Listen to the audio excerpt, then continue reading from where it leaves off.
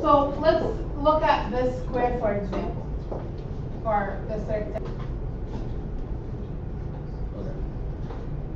If I want to know the perimeter of this rectangle, I have to know what each side is equal to. And that will be 3, that will be 3, 2, and I will add them all together. And that will be my perimeter.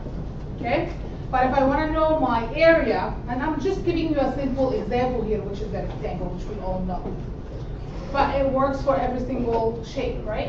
If I want to know the area, I have to actually see how many squares this area is covering, right?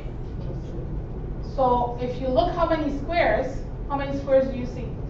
1, 2, 3, 4, 5, 6, right?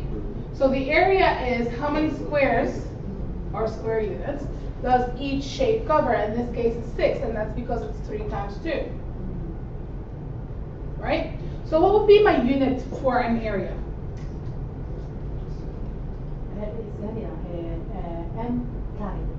So m squared, right? If it's not meter, it will be any unit squared. It could be centimeters squared, it could be feet squared, it could be inches squared. Okay? So it is a unit, whatever the unit is, and then we square that. So the unit for a square area is square. For a perimeter, what would the unit be? Norm. Nothing else. So just the unit, right?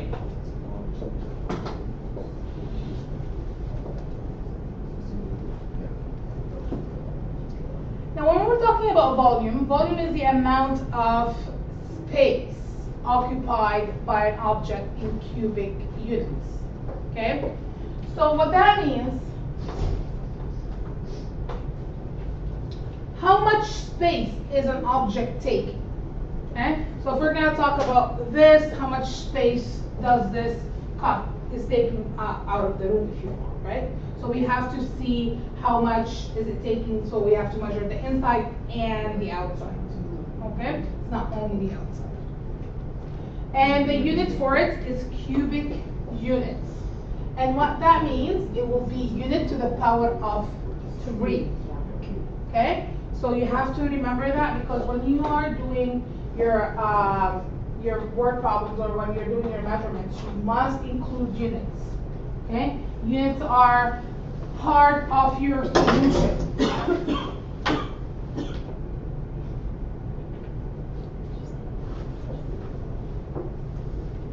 Now, the surface area is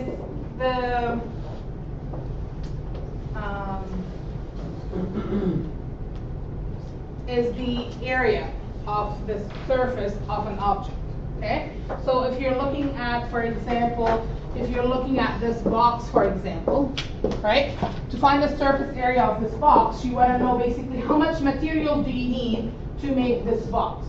Okay? So you have to find that area of this side, the area of this side, the area of this side, this one, up, down, add them all together, and that will give you the surface area. Okay? So think about surface area as how much material do you need to make that object. Okay?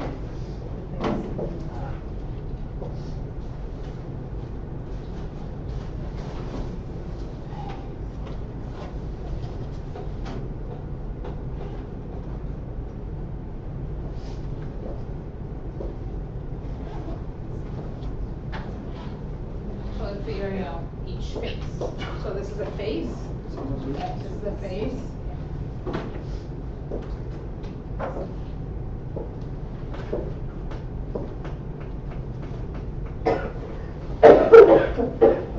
Okay. Now we are going to do some examples of conversion. Okay. Sorry, the unit for the face area was It's the same thing as a unit of square. Square. So it's unit square. Same thing as an acre. So if you go to your green to do a tag, you will see the conversion formula sheet. You're going to be using this conversion formula sheet on your test, so you need to be familiar with it. Okay, so you'll see that you have metric to metric, you have imperial to metric, and you have imperial to imperial.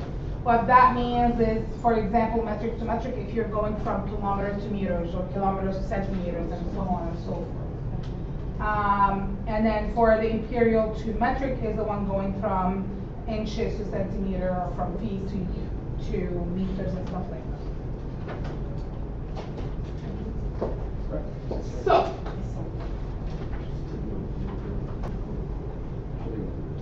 how many of you are pretty comfortable with conversion?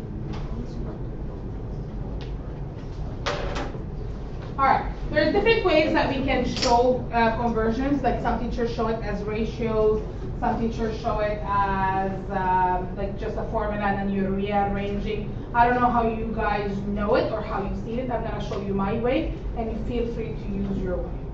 Okay? So first thing, the important part is to look at what unit am I starting with and what units am I ending up with. So if I want to go from inches to centimeter, what is my conversion?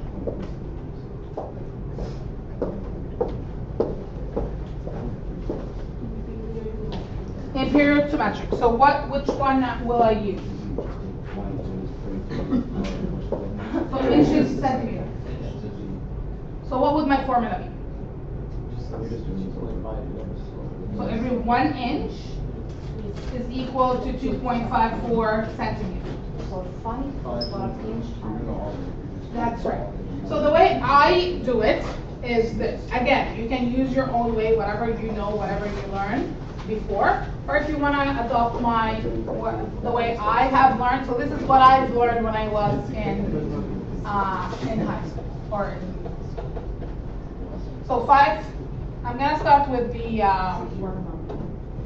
1 to 2.4. So 1 inch is equal to 2.54 centimeter, right? So if I have 5 1/4 of an inch, right? Because it's in inches, I have to put it under the inches, okay? So I put 5 1/4, and I put my unknown. This is what I'm trying to solve for. Can you tell that you learned in the same school system? Yeah. What did I need to say? So, the way that we do it is we multiply across and we divide sideways, okay? Because you're looking for this, so this is what you're looking for. So, what we do is 5.25 inches times 2.54 centimeter and divide by 1 inch, okay? Again, you probably have seen it differently. You probably have seen it like this. 1 over 5.25. 12.6. You probably have seen it this way, which is exactly the same thing. I'm just not including the fraction. Okay? Anyone else have seen it in a different way? Okay. I have another one. Go ahead. Can we do like 5 times the 2.4 and then plus quarter times 2.4? So you're splitting this, Yeah. but you don't need to, right? Because this is already 1 decimal, so you don't need to. You're just doing the job twice. Okay? But it would work. For sure it would work. Okay? So multiply 5.25 times 2.54 centimeter and divide by 1 inch, and that should give you what? 12.6. And what is the unit? I got 13.34. I got 13.35. Yeah. I got 13.34, which is 335. Okay? And that would be in cents.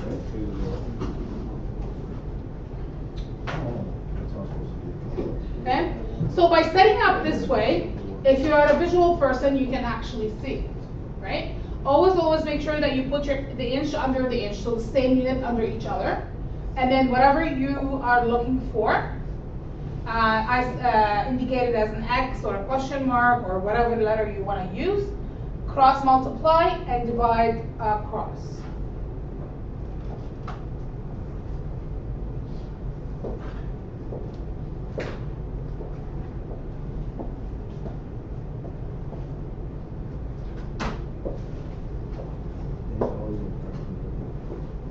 So what I'm going to do right now, move to B, the one 8 gallon of gas to liters. So I want you to find the formula for it, so the conversion factor, and I want you to try to set it up. Oh.